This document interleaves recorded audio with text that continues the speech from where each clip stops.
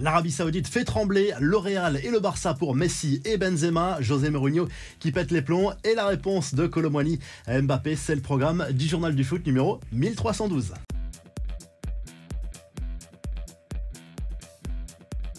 Karim Benzema et Lionel Messi vont-ils rejoindre Cristiano Ronaldo en Arabie Saoudite? Une hypothèse qui prend de plus en plus de crédit. C'est une petite phrase lâchée par le ministre des Sports saoudien qui affole les médias espagnols et inquiète les supporters du Real Madrid et du FC Barcelone. Messi et Benzema, les clubs l'annonceront officiellement en temps voulu, a lâché ce dernier. Une petite phrase mystère qui forcément sème le trouble dans ces deux dossiers. Messi devrait prendre sa décision rapidement à propos de son avenir. Karim Benzema, lui, aurait déjà indiqué à ses dirigeants qu'il envisageait de mettre les voiles dès cet été. Une chose est sûre, selon le journal AS, Cristiano Ronaldo aurait appelé directement Karim Benzema pour lui parler du championnat saoudien, de la vie sur place. Il joue un petit peu les VRP pour qu'il rejoigne le championnat d'Arabie Saoudite, quelle que soit l'équipe. Benzema qui dispose d'une offre entre les mains, 200 millions d'euros pour jouer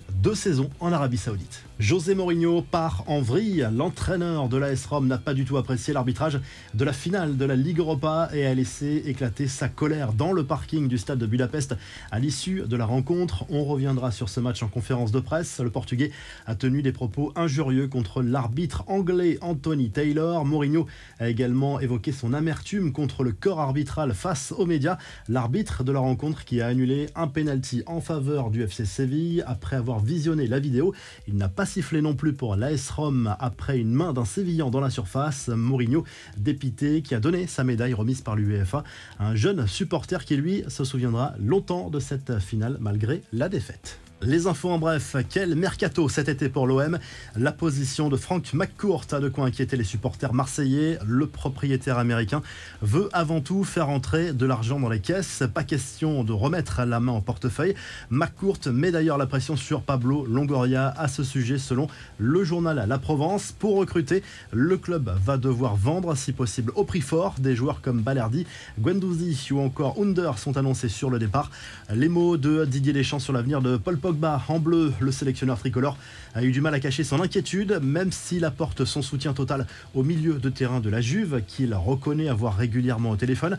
D'après Deschamps, tout se jouera en début de saison prochaine et la préparation estivale sera capitale pour la suite de la carrière de Pogba, mais ses blessures à répétition pourraient l'obliger à tirer un trait sur l'équipe de France. Deschamps qui a donné sa liste des Bleus retenus pour les prochains matchs face à Gibraltar et à la Grèce les 16 et 19 juin dans le cadre des éliminatoires de l'Euro 2024.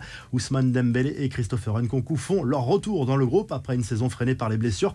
Kefren Thuram, lui, est laissé à la disposition de l'équipe de France Espoir pour l'Euro 2023. Voici la liste des 23 joueurs retenus. Sylvain Ripoll a dû composer avec les forfaits de Benoît Badiachil et Adrien Truffert. Dans leur groupe, les Bleuets affronteront l'Italie, la Suisse et la Norvège.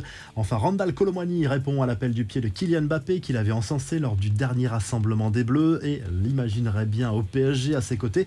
C'est toujours agréable de recevoir des compliments, surtout d'un joueur comme ça. Il y aura peut-être une autre saison. J'ai un long contrat ici. En conséquence, il y a bien sûr la possibilité que je puisse toujours être le meilleur buteur avec le maillot de Francfort, a lâché l'attaquant des Bleus.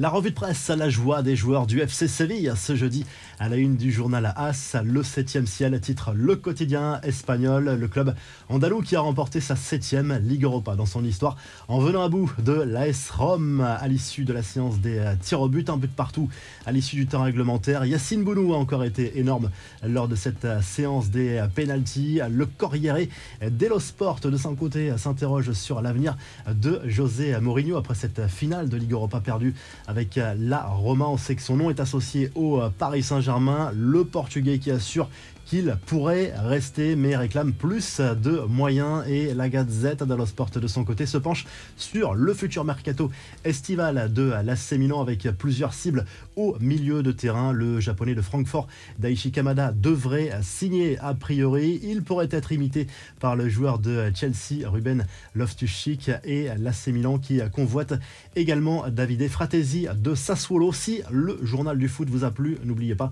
de liker et de vous abonner et on se retrouve très vite pour un nouveau journal du foot.